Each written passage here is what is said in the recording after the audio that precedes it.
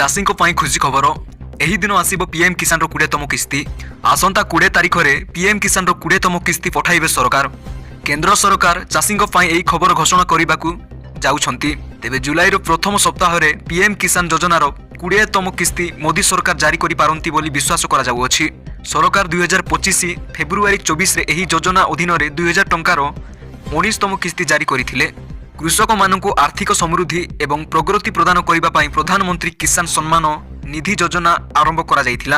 एही योजना अधीन सरकार प्रति 4 मासरे 2000 टंकार किस्ती जारी करती। प्रति वर्ष 3टी किस्ती रे 6000 टंका स्थानांतर करा जाए। 2019 रु चाषी माने एही योजनार उपकृत होई आसुछंती। सरकारी रिपोर्ट अनुसार एही योजना रे 12 कोटी रु अधिक चाषी तालिकाभुक्त। जदि आपण योग्य तेबे आपण एही योजना रे लिंक होई नाहंती तेबे आपण तुरंत पंजीकृत होई पारिबे। पीएम किसान योजनार 20तम किस्ती शीघ्र जारी हेबो।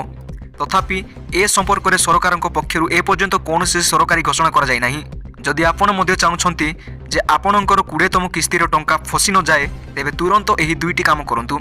आसंतु जानिबा सरकारी निर्देशावली अनुसार जेउ चाषी माने ए पर्यंत सेमानकर ई-केवाईसी प्रक्रिया समाप्त करि नाहंती सेमानकर किस्ती अटकी जाय पारे। तेनु चाषी माने यथाशीघ्र ई-केवाईसी अपडेट कराई नियंतु। यह सहित जदि आपणकर बैंक अकाउंट आधार सहित लिंक होई नाही तेबे एहा जोगु मध्य टंका अटकी जाय पारे। एही दुईटी गुरुत्वपूर्ण कार्य तुरंत समाप्त करंतु जहा द्वारा टंका समय सीमा रे मिली पारिबो।